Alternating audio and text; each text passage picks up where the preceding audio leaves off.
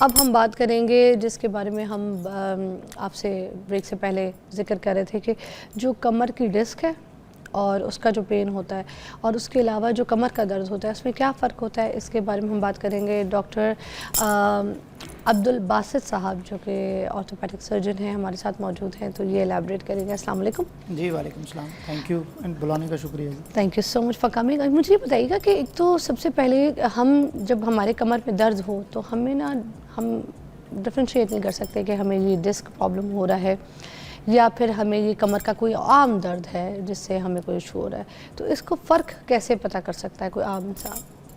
دیکھیے، جو کمر کا درد ہے وہ ایک علامت ہے جو کہ عام طور پہ بہت سے لوگوں میں پائی جاتی ہے، اور ہمارے ہاں تو اب یہ مرض اتنا زیادہ ہو گیا ہے کہ تقریباً 70-80% لوگوں میں بیک پین ہوتی ہے۔ اس کے بعد ہم دیکھتے ہیں اس کی ریزنز کیا ہیں۔ یہ جو ڈسک سلپ کا لفظ آپ نے استعمال کیا ہے، یہ اس کی وجوہات میں سے ایک وجہ ہے۔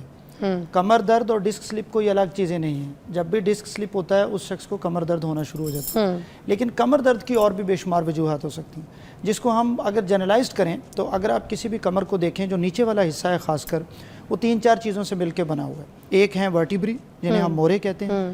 نمبر 2، ہر 2 موروں کے درمیان ایک ڈسک ہوتی ہے۔ ڈسک کا بنیادی مقصد یہ ہوتا ہے کہ وہ موروں کے درمیان فلیکسیبلٹی رکھتی ہے اور موومنٹ کے لیے آگے جھکنا، پیچھے جھکنا، دائیں بائیں دیکھنا۔ آپ نے دیکھا ہم کمر کے جوڑ کے اوپر ہر اینگل پہ موو کر سکتے ہیں، وہ اس کا کام ہوتا ہے۔ نمبر 3 چیزیں ہوتی ہیں، اس کے ساتھ مسلز جڑے ہوتے ہیں جنہیں ہم پٹھے کہتے ہیں عام طور پہ۔ اب یہ جو 3-4 چیزیں ہیں، یہ سب سے امپورٹنٹ ہیں، آپ کی کمر درد میں رول پلے کرتی ہیں۔ جو سب سے زیادہ پرابلم بنتا ہے وہ بنتا ہے، آپ اکثر دیکھتے ہیں کہ ہم ڈاکٹر کے پاس جاتے ہیں کمر درد کے لیے تو وہ لکھتے ہیں جی پٹھوں کا کھچاؤ ہے، آپ کو مسل سپیزم ہے۔ اب وہ اس طرح ہوتا ہے کہ قدرت نے یہ جو مورے ہیں نیچے سے لے کے گردن تک، ان کے جتنے مورے ہیں ان میں 4 بڑے سیگمنٹ بنا دیے ہیں۔ جو گردن کے مورے ہیں ان کا کرو آگے کی طرف ہے، جو یہ والے مورے ہیں ان کو ہم تھوریسک ورٹیبری کہتے ہیں، یہ پیچھے کی طرف ہیں۔ جو یہ 5 مورے ہیں جو پیٹ کے پیچھے ہوتے ہیں، جن کا پرابلم سب سے زیادہ ہوتا ہے، ان کو ہم لمبر ورٹیبری کہتے ہیں۔ پیٹ کے پیچھے مطلب؟ یہ پیٹ کے بالکل پیچھے والا جو حصہ ہے ورٹیبری کا، یہ کہہ رہا ہوں نا۔ جو فرنٹ تو ظاہر ہے یہ ہوتا ہے، بیک یہ ہے اس کا حصہ، اس کے پیچھے 5 مورے ہوتے ہیں، انہیں ہم لمبر ورٹیبری کہتے ہیں۔ ان کا کرو بھی آگے کی طرف ہوتا ہے۔ اب وہ جب بھی کرو ڈسٹرب ہوتا ہے، نارمل کرو جب ڈسٹرب ہوتا ہے تو آپ کا مسل جو ہے وہ سپیزم میں آتے ہیں، آپ کی جو ورٹیبری ہے وہ بالکل سٹریٹ ہو جاتے ہیں، وہاں سے یہ پرابلم سٹارٹ ہو جاتا ہے کمر درد والا۔ اچھا، تو ایک تو بڑی وجہ یہ ہو جاتی ہے۔ دوسری ایک بڑی وجہ ہوتی ہے بہت سے لوگوں میں، وہ ہوتا ہے ڈسک کا پرابلم۔ اب ڈسک کا پرابلم جو ہوتا ہے اس میں ڈسک ڈیجنریٹ بھی ہو جاتی ہے، ایج کے ساتھ اس میں چینجز آتی ہیں، جس طرح بال سفید ہوتے ہیں، چہرے پہ جھریاں آتی ہیں، اسی طرح جو ڈسک ہے اس کا جو نارمل شیپ ہے، جو اس کا نارمل سٹرکچر ہے، وہ خراب ہو جاتا ہے۔ اچھا، وہ اپنی جگہ سے اس کا حصہ درمیان والا سیگمنٹ اندر پانی ہوتا ہے قدرت نے رکھا ہوا، وہ تھوڑا سا باہر آ جاتا ہے، اسے ہم کہتے ہیں ڈسک ہرنیشن، یا عام زبان میں ڈاکٹرز کہہ دیتے ہیں جی ڈسک اپنی جگہ سے تھوڑی سی باہر ہے، وہ اس کے پیچھے بالکل حرام مغز پڑا ہوتا ہے، اس میں وہ چبھتی ہے، وہاں سے وہ درد سٹارٹ ہو جاتی ہے۔ اچھا، پھر اس کے ساتھ نیچے حرام مغز کا پیغام لے کے آنے کے لیے دونوں ٹانگوں میں برانچز آ رہی ہوتی ہیں، نروز آ رہی ہوتی ہیں، نسیں جنہیں ہم کہتے ہیں۔ جب وہ چبھتی ہیں تو آپ کی ٹانگ میں درد آنے لگ جاتا ہے، ٹانگ سن ہونے لگ جاتی ہے، ٹانگ میں کیڑیاں چبھنے لگ جاتی ہیں، ٹانگ بھاری ہونے لگ جاتی ہے۔ تو یہ ایک دوسری چیز ہوتی ہے۔ ٹانگ سن ہوتی ہے، کیڑیاں جو آ جاتی ہیں، وہ بھی اس کا ایک نہیں، وہ تو ظاہر ہے ڈسک کی وجہ سے ہی اوپر آ رہی ہے نا۔ پرابلم جو ہوتا ہے وہ آپ کی کمر میں ہوتا ہے۔ یہ جو آپ نے کویسچن پوچھا نا ہم کس طرح سے فرق کر سکتے ہیں، تو 2-3 چیزیں جو فرق کرنے کی وہ یہ ہوتی ہیں کہ ڈسک کا پرابلم زیادہ تر ٹانگ میں آتا ہے، چونکہ جب وہ ڈسک آپ کے وہاں پہ پرابلم کر رہی ہے کمر کے اندر تو اس کی جو نروز یعنی جو برانچ آپ عام طور پہ کہہ لیں نیچے لے کے آ رہی ہے اس کی سپلائی حرام مغز کی، جب وہ چبھتی ہے تو آپ کی ٹانگ میں درد آئے گا۔ اور ایک بڑی علامت یہ ہوتی ہے، آپ مریضوں سے سنیں گے وہ یہ کہتے ہیں جی میں پہلے تو بڑا لمبا ٹائم واک کر لیتا تھا، اب میں تھوڑی سی واک کرتا ہوں تو میری جو ٹانگیں ہیں وہ بھاری ہو جاتی ہیں، میری ایک ٹانگ یا دونوں ٹانگیں وہ بھاری ہو جاتی ہیں اور میرا دل کرتا ہے میں بیٹھ جاؤں۔ مثلا میرے ایک پیشنٹ نے مجھے کہا جی ڈاکٹر صاحب جب بھی میں وہ پروفیسر ہیں، انہوں نے کہا جب بھی میں باہر کہیں جاتا ہوں اور وہاں کانفرنس میں واک کرنی، گھومنا پھرنا، آنا جانا وہاں کسی ملک میں، تو مجھے یہ پرابلم سٹارٹ ہو جاتا ہے۔ یعنی آپ زیادہ لمبا عرصہ کھڑے ہو کے فون نہیں سن سکتے، لمبا عرصہ آپ کھڑے ہو کے اپنا کام نہیں کچن میں کر سکتے، آپ واک نہیں کر سکتے۔ کیوں؟ کیونکہ جب بھی آپ کھڑے ہوتے ہیں آپ کے ڈسک کا وہ پرابلم بڑھنا شروع ہو جاتا ہے اور آپ کی ٹانگ میں درد ہے۔ تو ایک تو یہ علامت اس کی ہوتی ہے۔ سب سے بڑا جو ریزن آپ کو دیکھنے کو لگتا ہے، جیسے آپ نے اس علامت کے بارے میں بات کی تو اسی کے ساتھ میں ڈسکس کروں گی کہ کیا ہم بہت دیر تک کھڑے رہتے ہیں یا بیٹھ جاتے ہیں بہت غلط طریقے سے, یا پھر ہم غلط پوسچر جیسے اینگل بنا کے آپ بیٹھتے ہیں, تو یہ اس کی وجہ سے بھی کیا ہو سکتا ہے ون آف دا ریزن؟ دیکھیں جو سب سے بڑی ریزن ہے نا, میں تو کہوں گا اس کو ایک ہیڈنگ میں آپ ایکسپلین کر سکتے ہیں, وہ ہے پور لائف سٹائل. سب سے بڑی ریزن وہ ہے. اس میں پھر یہ ساری ریزنز آ جاتی ہیں. نمبر 1 مثلاً آپ کا موٹاپا. جب آپ کا وزن بہت زیادہ بڑھ جاتا ہے تو آپ کی جو ڈسک ہے خاص کر نیچے والی, اکثر لوگوں کو 70% لوگوں کو L5S1 کا پرابلم ہوتا ہے یا L45 کا پرابلم ہوتا ہے. یہ موروں کے نمبر ہیں اور ان کے درمیان جو ڈسک ہوتی ہے ان کو ہم L45 کہہ دیتے ہیں یا L5S1 کے ڈسک کہہ دیتے ہیں. اب وہاں پہ وزن کی وجہ سے بہت زیادہ پرابلم آتا ہے.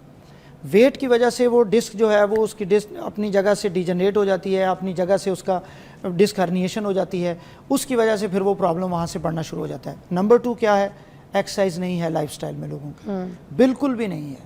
واک بالکل نہیں ہے. اس سے کیا ہوتا ہے, یہ مسلز ویک ہو جاتے ہیں. جب آپ کی یہ مسلز ویک ہوتے ہیں تو بھی آپ کی جو بیک کے مورے ہیں اور جو ڈسک ہے وہ ویک ہو جاتی ہے اور اس کی درد سٹارٹ ہو جاتی ہے. اور سیڈنٹری لائف سٹائل جس کو ہم کہتے ہیں وہ.